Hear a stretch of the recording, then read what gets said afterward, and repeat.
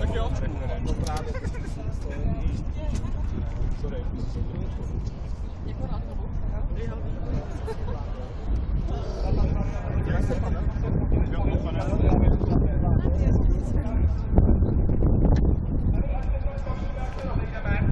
Tak tady jsou pro vás platky, jsou tady pro vás letáky,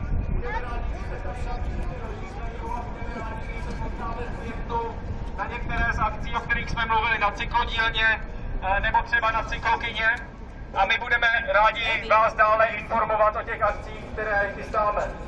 Tak já se zeptám, už máme vyfoceno? Ne! Ještě nemáme úplně vyfoceno, každopádně prochází tam teď kameramanka s neuvěřitelně drahou videokamerou.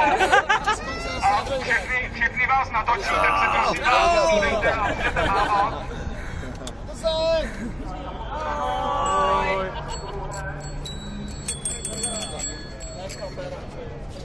To jo, to je dělo.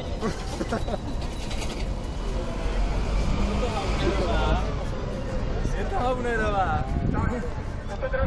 Velmi drahou videokamerou. Tak tam chtějí nějaký další cyklisté, tak už je nás nejméně.